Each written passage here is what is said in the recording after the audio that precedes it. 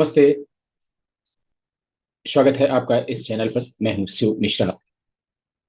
आज राहुल गांधी के मानहानि मुकदमे में जो उनको सजा मिली हुई थी, उसकी सर्वोच्च न्यायालय में सुनवाई है।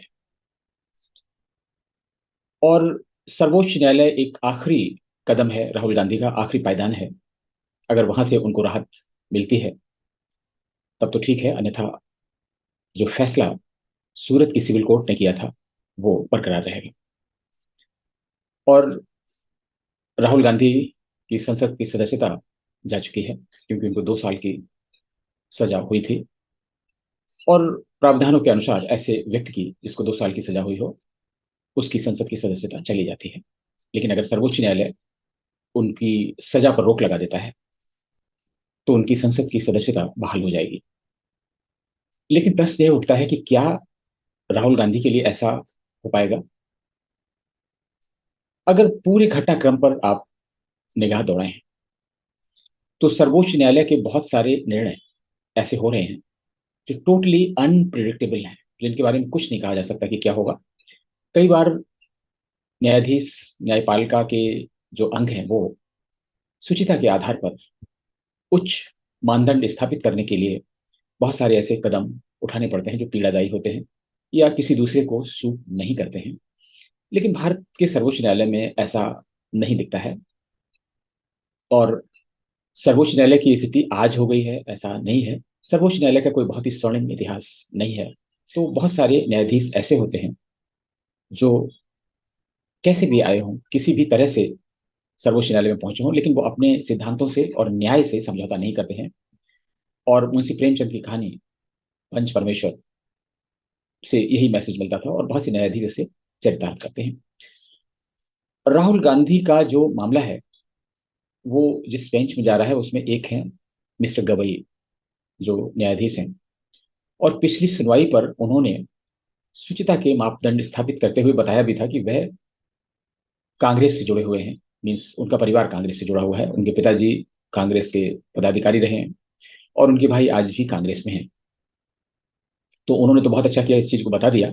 लेकिन वहीं ये चीज भी अपने आप रेखांकित हो जाती है कि सर्वोच्च न्यायालय में और उच्च न्यायालयों में राजनीतिक रिश्तों के आधार पर भी कुछ लोग आते होंगे। इस संभावना से इनकार नहीं किया जा सकता, और ऐसा है, इसमें कोई दबी छुपी बात नहीं है कि बहुत सारे ऐसे लोग होते हैं जिनका राजनीतिक आधार होता है, राजनीतिक शक्ति जिनके पीछे होती है, वो भी उच्च न्यायालय में आ जाते हैं। और जो मिस्टर गवई हैं उन्होंने पक्ष और विपक्ष दोनों से, यानी राहुल गांधी के वकील से और अ, जो गुजरात के एक विधायक हैं मोदी, उनके वकील से भी पूछा, और इस पर किसी ने भी आपत्ति नहीं की। तो इसलिए वो इस जो बेंच है उसका हिस्सा रहेंगे।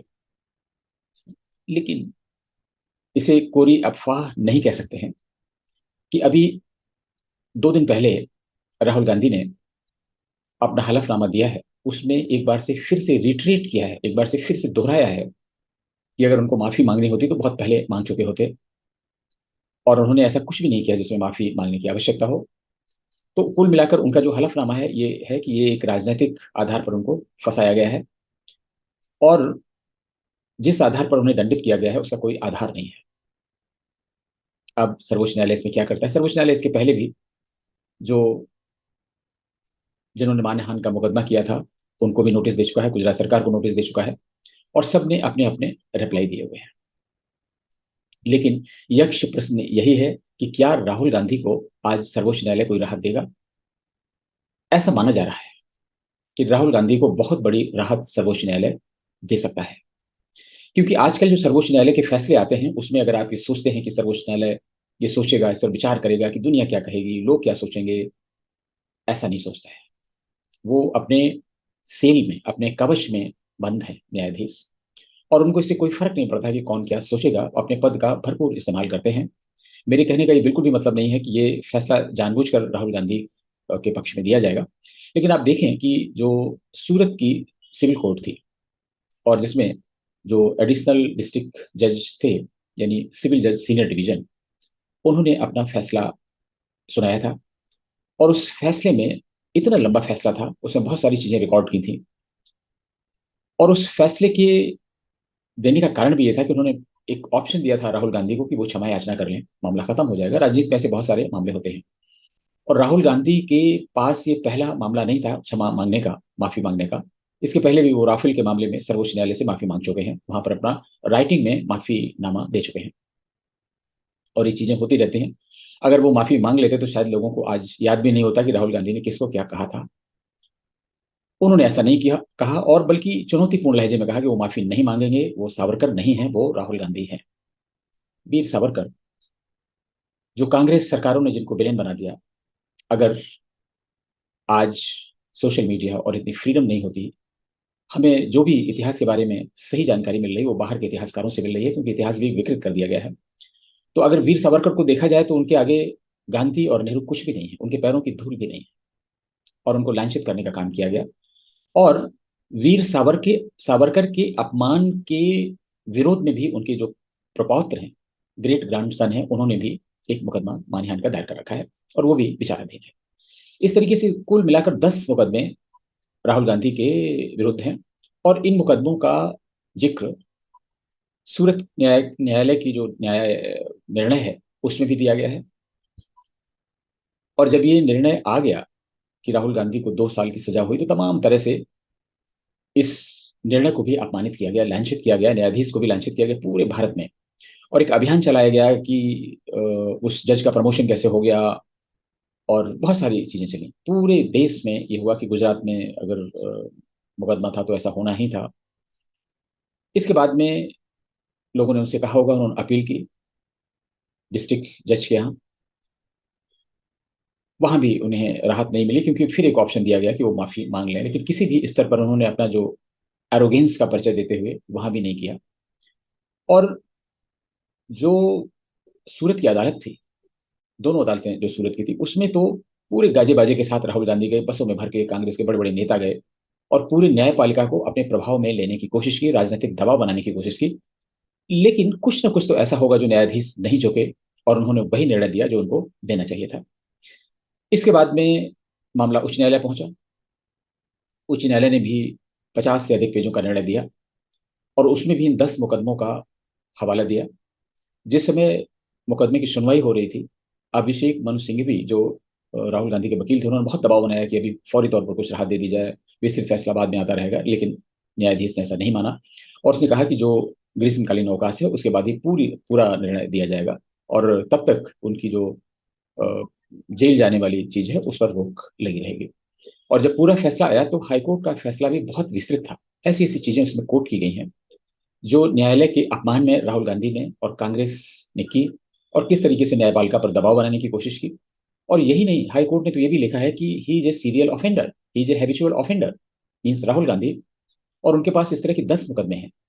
वो हिट एंड रन करते हैं, कुछ भी कहते हैं, और इसके बाद पूरी पार्टी उसके लिए संघर्ष करती रहती है। और इसलिए उन्होंने राहत देने से मना कर दिया कि ये अकेला मामला नहीं है राहुल गांधी के विरुद्ध में, इसलिए ऐसे व्यक्ति को कोई भी राहत नहीं दी जा सकती। और उस पूरे निर्णय का अगर आप अध्ययन करें तो उससे लगता है कि चूंकि कानूनन सिर्फ 2 साल की सजा थी, इसलिए उन्हें अधिकतम सजा दी गई। अगर सजा का प्राविधान इससे अधिक होता तो राहुल गांधी को इससे भी अधिक सजा का प्राविधान हो सकता था। इसके बाद में मामला सर्वोच्च न्यायालय में गया, और आजकल सारे लोग जो पैसे वाले हैं, संपन्न लोग हैं, वेल कनेक्टेड लोग हैं, नेटवर्क लोग हैं, वो ये करते हैं। इसलिए भारत में जो मुकदमे हैं वो सालों साल खिंचते रहते हैं। अगर कोई बहुत ही प्रभावशाली व्यक्ति है तो उसका मुकदमा फटाफट लिस्ट हो जाता है। और इसलिए आज कहा जा रहा है कि सर्वोच्च न्यायालय के बाद में अब कुछ भी नहीं बचेगा। इसलिए सर्वोच्च न्यायालय ऐसा कर सकता है, बीच का रास्ता भी निकाल सकता है कि उनकी सजा 2 साल से कम करके घटा दे, या सजा पर पूरी तरीके से रोक लगा दे, उनको चेतावनी जारी कर दे। और ऐसी स्थिति में उनकी जो संसद की सदस्यता है वो बहाल हो जाएगी, और ये बहुत बड़ी जीत होगी राहुल गांधी के लिए, पूरे भारत में घूम घूम कर प्रचार करने के लिए कि कैसे मोदी ने, भाजपा ने उनको फंसाया। जबकि ये न्यायपालिका का मामला है, इसमें मोदी या भाजपा क्या करेगी। तो हमें इंतजार करना चाहिए। आज कांग्रेस हलकों में भी बहुत इस बात की अपेक्षा है, और ऐसा लगता है कि राहुल गांधी को सर्वोच्च न्यायालय से बहुत बड़ी राहत देने की तैयारी हो रही है। और आज जो कांग्रेस के अधिवक्ता होंगे सर्वोच्च न्यायालय में, वो पूरा जोर अपना लगाएंगे। और वैसे भी जो कांग्रेस के अभिषेक मनु सिंघवी हैं, इनके राज्यसभा सदस्य भी हैं और बड़े वकील भी हैं। और किस तरह के वकील हैं ये कहने की आवश्यकता नहीं, बड़े वकील आजकल वही होते हैं जिनकी पहुंच ज्यादा बड़ी होती है। और वो कह भी चुके हैं ऐलानिया तौर पर कि सीजेआई चंद्रचूड़ है, उनके लंगोटिया यार हैं, उनके कंधे पर रखकर वो बात करते हैं। और इस तरीके से कई मुकदमों में ऐसा लगा भी कि उनका प्रभाव है। लेकिन न्यायपालिका तो न्यायपालिका है, और न्यायाधीश जब अपनी कुर्सी पर बैठता है और वो अगर पंच परमेश्वर की भूमिका में है, तो उसका निर्णय कुछ और होगा। अगर वो किसी राजनीतिक दबाव में किसी को फायदा पहुंचाने की नीयत से ऐसा करता है, तो ऐसा हो सकता है। ये कलयुग है, इसमें कोई किसी के बारे में कुछ नहीं सोचता है। चारित्रिक नैतिक गिरावट कितनी आ चुकी है, इसका कहीं कोई मापदंड नहीं हो रहा है।